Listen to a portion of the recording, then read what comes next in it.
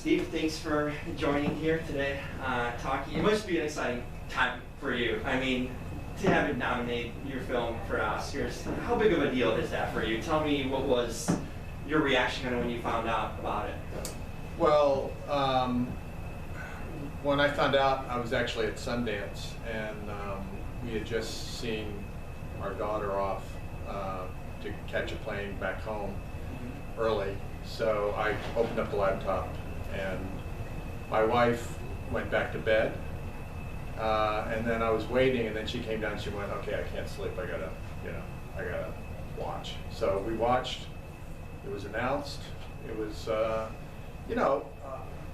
it was, I would say it was shocking, but I've been in this position before, and it's not happened, so it was a surprise, but it was a really wonderful surprise. And then my phone kind of blew up immediately. My wife gave me a kiss. She said, now I'm going to bed. And then she went back to bed. But it was just, it was a really satisfying, because this story is such a, I think, important story, and this family is so lovely and principled and courageous that, I think anything that helps keep their story out there longer and gives it more presence in the world is a good thing.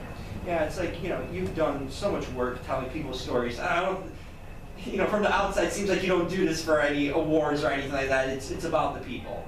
And how did you come across this story initially? Like, what was the initial kind of thing that got you aware of it or interested in it, just the initial thing that made you want to tell this story? Well, I became aware of it through Mark Minton, one of the producers. And Mark and I have known each other for about 10 years and worked together in the past. And he is friends with the family and has been for over a decade. And so he heard about this from them directly, and when the trial was imminent, he just kind of realized, like, wow, this seems like a kind of a significant story, but no one's paying attention to it. The New York Times, none of the New York media for the most part was covering it at all.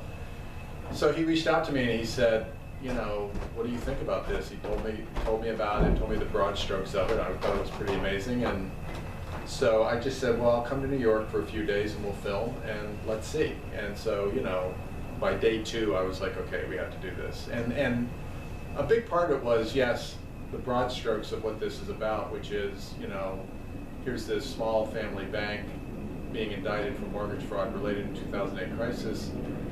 They had nothing to do with anything that went on in 2008. And whatever fraud was going on, which there was, they discovered it themselves, they reported it themselves, they took extra steps to try to root it out, and they were rewarded with being indicted by the DA of New York. So quite the reward. Yeah, quite the reward. So, all of that felt important and significant and outrageous.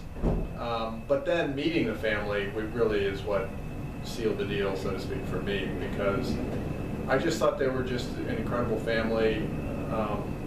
They were courageous, they were principled, they cared about their community. This threatened to put the bank out of business. It was a pillar in their community. And I just thought, well, this is a story I really want to tell.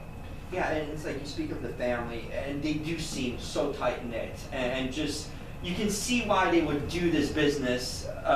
In a sense, it's not even a business to them. It's kind of like a community outreach and just connecting with other people. How was your interaction with the family itself, the daughters and husband and wife? Like, what were they like? Your immediate takeaways from them when you kind of met them? What stood out to you? Well, besides what I said a moment ago about their virtues, what stood out to me was also just how entertaining and funny they were, and with each other. I mean, they're one of these families, and I come from a family like this where everybody's talking over everybody. Right. Everybody has a strong opinion and needs to be heard. I mean, all of that charmed me. We were at an advantage going into the situation because of Mark's long-term relationship with them. There was an initial trust there, which really helped. But they also had to decide that I was okay and that they enjoyed, being around me, and we hit it off very well. I mean, they're funny, and I try to be funny, and then, but there was some reluctance. Like Jill, the president of the bank, she was somewhat reluctant about this whole thing because the stress of running the bank in the midst of this trial was tough on her, and she thought that this would be yet one other thing to have to deal with. I think as it went along, she relaxed about that, and she saw, I think, what the other family members saw in this, which is that when something like this goes well, when people are in the midst of a crisis or a kind of significant moment in their lives, having a film made about you can actually also have a kind of weird benefit. It can feel like what you're going through matters more and will matter to other people.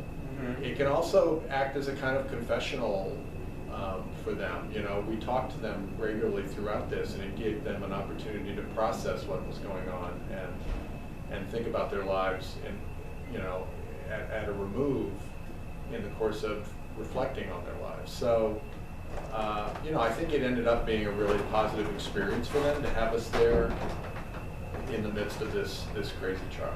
You know, you kind of mentioned the reflection part. Is there something that they maybe discovered throughout this process that they weren't aware of, or maybe didn't understand to a point where it kind of came home to them while doing this film and kind of talking to you, or maybe even something you noticed about them that was kind of a light bulb moment in a sense? Well, Chanterelle likes to talk about when we did the first interview with her, and it's in the film, and she cries about what's going on with her family. You know, she was working in the DA's office when all this started. And one of the things that she has said when asked at festivals and screenings is that there were a lot of feelings that she had about all of that she had not let out up till then, that not even with her family, that she had kind of girded herself to all of this, and that in the course of doing that interview, it all kind of just let loose for her and came out, and that was really good for her, even though it was initially kind of embarrassing to be crying, right? I mean, but she really felt like it was a valuable thing to have had this opportunity and have a sympathetic ear, so to speak, to really express what they were going through. And I think that was true for the family as a whole. I think, you know, Mrs. Sung at first did not want to be in the film. I hadn't met her, so I didn't know what a tremendous loss that would be if she wasn't in the film. But once I met her, we did an interview with her. The interview went beyond just talking about this trial and how it made her feel, although she was quite candid about that. She talked about her life and coming to America, and even though that didn't make it into the film, it kind of formed a foundation for a relationship, but also for her to kind of take a longer view of, you know, that they have been through a lot as a family, and she's been through a lot, and it was all threatened now. And so I think it really made it even more palpable just what they were going through, you know, us being there to make the film. And here's the thing that kind of stood out to me is that, you know, they could relate to that community of people because they were part of, they were these people in a sense. They might have had more of a privilege that, you know, to be in a better position financially and not, and Mr. Sung talked about, he didn't have to do this bank, he had another career too. But how did you find them that they could relate to the people in a sense? How relatable was that? Was their experience, personal experience, to that of all their customers in a sense? Sure, you're right. I mean, the Sung family are you know, much better off than most of the people they serve in that community. Mr. Sung, though, lived in that community for many years. He practiced law in that community for many years, and he started the bank over 30 years ago. Not because, as you said, not because he needed the job, but because he wanted to serve the community. And I think there's a widespread respect and admiration for him having done that, and the impact that it's had on that community. So he's revered in the community. When it comes to the daughters, it's interesting because, you know, they grew up, they were born here in America. They do not, they you know, have just the barest hold on Mandarin. You know, they're fully Americanized. And so I think there's not quite that same connection. but I think what there is a respect for the fact that they, as daughters who could have gone off and done anything else, you know, they were lawyers, and they could have done any number of things, but they made this choice to come back and serve the family bank, and I think that earns them tremendous goodwill and respect in the community, even though they don't live there. In some ways, it's because they don't live there, but yet they've chosen to work there. Mm-hmm. And, you know, and it's mentioned in the film too how, you know, Mr. Sung is kind of, there's older people that remember him from a long time. Yes. A lot of the patrons are people that have been there for years, very Yes. loyal to that sense. Did you get any sense of that? Did you maybe run into any of these people that, to get a sense at how he's looked at in a community by these people who have known him? It's almost like someone that's trusted by these people generationally. Yeah, no, I mean, everywhere he went, when we would go with him, people would shake his hand on the street, talk to him. You know, when he would walk down the street, he would say, I helped that business get their mortgage, you know, or I helped that family buy their first home. He's not a guy that goes around puffing his chest out and saying, look at all I've done. He's very, very modest. And so he's, you know, he's a very low-key guy, but nonetheless, wherever he goes, people in the community would want to shake his hand and talk to him.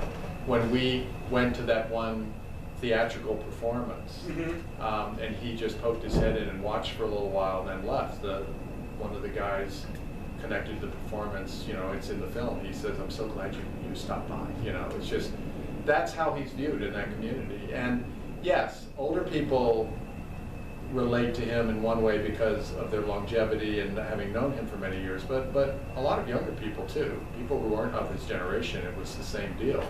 And for a lot of them, it went back to their parents. It's like, you helped my parents get their first home. That respect that was passed down from generation. You know, one fascinating scene to me was that vault, you know, going to that vault and seeing all those boxes and kind of the description of how, you know, how big of a deal is for him to even be in a position to have these people possibly get their own homes. You know, that when you bring in the entire family, the grandparents are coming in, that struck me. How did you kind of react to that, seeing how important it was and how life-changing something, in a sense, that might be minuscule to others or might not envision that be? Well, yeah, I mean, you know, owning your own home is sort of considered one of the sort of significant goals and achievements of the American dream, right? Having your own home. It's something that so many people aspire to, and many people are fortunate enough to have happen, but it's true that in certain communities, like immigrant communities, and in this case, Chinese immigrant community, that first step is pretty significant in a way that it's not as significant, you know, for, like, it was for me, okay, for example. So you really do feel what an amazing sort of watershed moment that is for people when they come in, and with the help of the bank, they're able to do that. You know, it's part of the acculturation process that has happened generation after generation after generation with all kinds of immigrants in this country. I mean, this country is, you know, as they say, the nation of immigrants.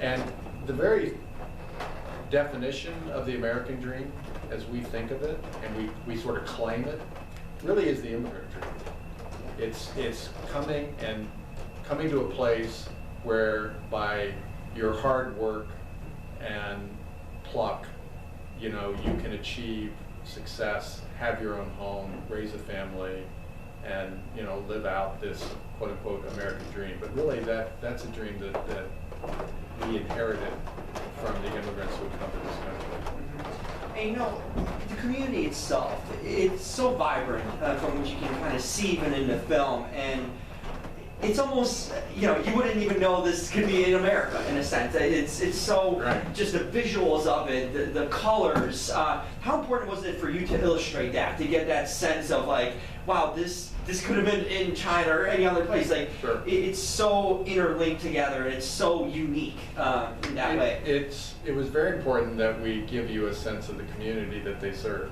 I mean, you know, that's where they are. That's the people they serve.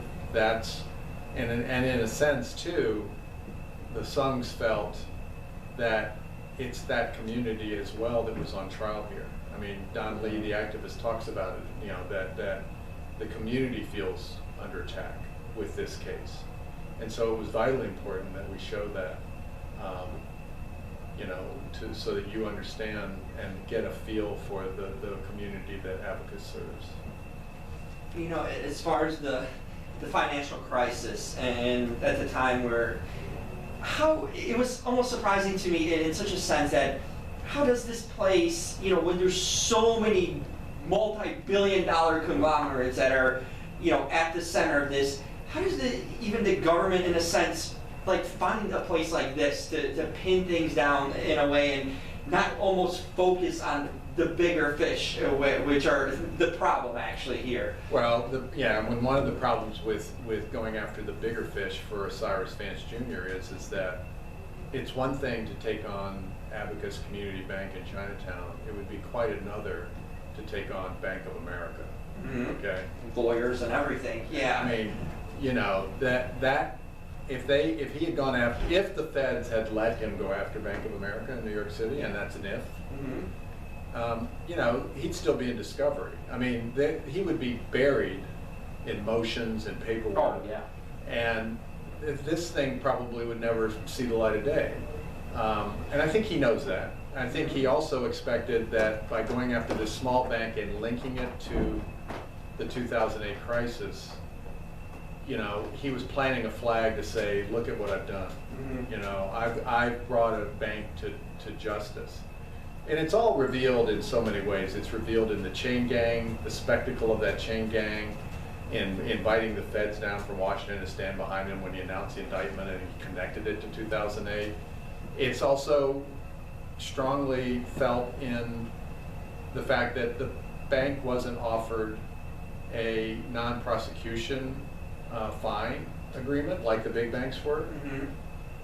They were told you can pay a fine and plead to a felony. Well, you know, as Mr. Sung says, well, they couldn't do that. That would put the bank out of business. Sure. And they felt like they were innocent.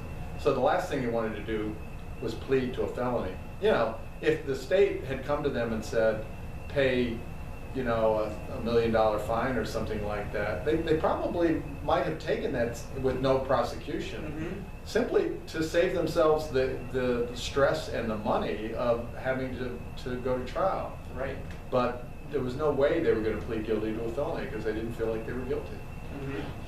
I just didn't see, like, what does he gain out of this? You know, it's just like, is it more of like a personal pride for you know, trying to almost bully this place, you know, in these people's lives? Like, what do you really gain out of this in the big picture, just because you can't really attack what you want to? Well, I'm not even sure he really wanted to attack the big banks, honestly, because when I asked him in the film about, you know, how do you reconcile the fact that this is a small bank and there were these big banks that engaged in all this much more substantial activity, his answer, which is in the film, is that he goes, it's true that some of the big banks were engaged in less than ethical behavior. That's his characterization of the big banks, less than ethical, which is like, that is the biggest understatement of the year.